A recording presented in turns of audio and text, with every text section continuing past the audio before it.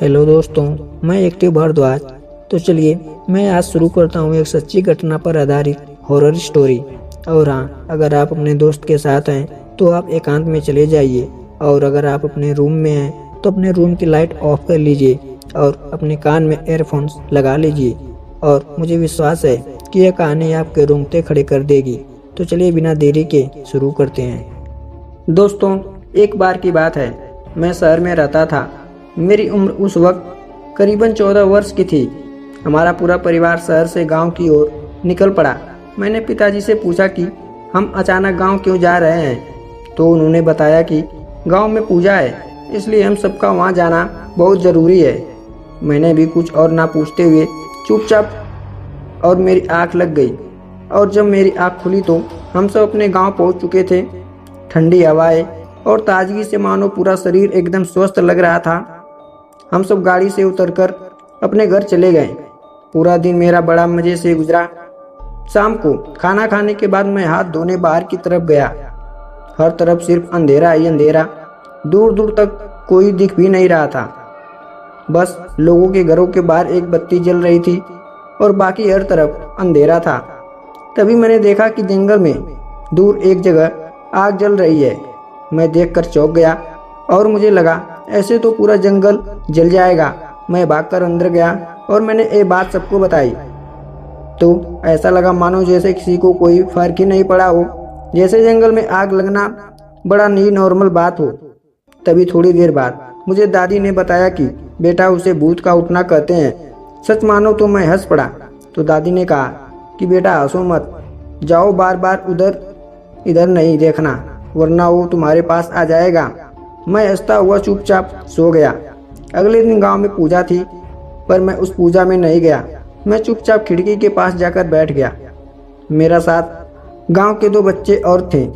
हम आराम से बात कर रहे थे कि तभी मेरी नज़र खिड़की के बाहर की ओर जंगल पर पड़ी।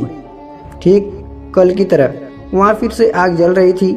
मैंने अपने दोस्तों को कहा कि जंगल में रोज़ आग कौन जलाता है, तो उन दोनों ने वही दादी वाली बात बोली कि वहाँ भूत होते हैं, यहाँ सब कहते हैं कि भूत उठ रहा है।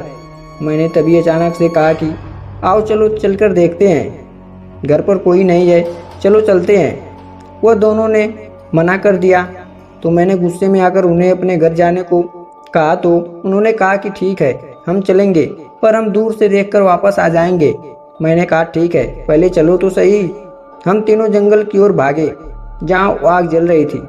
हम भागते भागते वहाँ पहुँचे तो वहाँ ऐसा कुछ भी नहीं था, और मेरे दोस्त वहीं पर रुक गए और कहने लगे कि अब हम आगे नहीं जाएंगे। पर मैं धीरे धीरे आगे की ओर बढ़ने लगा। चारों तरफ देखा पर आग कहीं नहीं जल रही थी। और जैसे ही मैं घर जाने को मुड़ा तो मेरे दोस्त मुझे देखकर बड़ी ही तेजी से भागे, और मेरे भी कानों में आग जलने की आवाज़ साफ साफ आ रही थी। मैं जैसे ही मुड़ा तो मेरे पीछे कुछ नहीं था। तभी अचानक एक जोर से हवा का झोंका आया और मुझे ऐसा लगा मानो जैसे मेरे शरीर के आर पार हो गया हो। उसके बाद मुझे ऐसा लगा कि जैसे मेरे कंधे पर किसी ने 10 किलो का भारी बैग रख दिया हो। अब मैं डर रहा था। मैं पूरी ताकत से वहाँ भाग रहा था। भागते भागते मुझे ऐसा एहसास हो रहा था जैसे मैं थक ही नहीं रहा था, और भागने की रफ्तार लगातार बढ़ रही थी, और मैं बहुत ही कम समय में अपने घर पहुँच गया। मैं जल्दी से जाकर बेड पर बैठ गया। मेरा सिर भी भारी हो रहा था। मुझे अजीब सी घबराहट हो रही थी। मेरे दोनों दोस्त भी अंदर आकर बोलने लगे कि तेरी दोनों आंखें लाल लाल क्यों है, तू जल्दी से सो जा। अचानक मुझे पता नहीं क्या हुआ, मैंने तेजी से चिल्लाकर दोनों को भगा दिया और मेरे सिर में दर्द तेज होने लगा। मैंने सोने की कोशिश की पर नींद नहीं आ रही थी। 1 घंटे में ही मेरे दादाजी वहाँ आ गए। उन्होंने मुझे देखा तो पता नहीं वो मुझे देखकर गुस्सा हो गए और पूछने लगे कि कहाँ गया था। मैं कुछ बोल नहीं पा रहा था। तो मेरे दोस्तों ने दादाजी को पूरी बात बताई।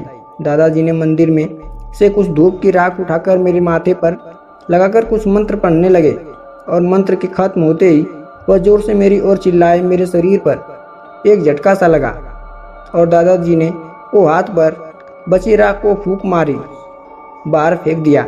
इसके बाद मुझे दादाजी ने बताया कि ऐसे जंगलों में नहीं जाना चाहिए, कभी कभी कुछ हवा या साया हमारे साथ घर आ जाता है।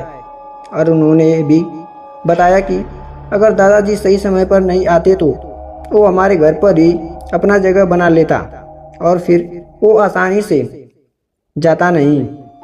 तो दोस्तों, ये छोटी सी स्टोरी आपको कैसी लगी? ये छोटी सी इंटरेस्टिंग स्टोरी आपको पसंद आई हो तो वीडियो को लाइक, चैनल को सब्सक्राइब जरूर करें। तो ऐसे ही कुछ अनसुनी अनदेखी कहानी सुनने के लिए आप हमारे चैनल को सब्सक्राइब करें। तो चलिए मिलते हैं नेक्स्ट वीडियो में।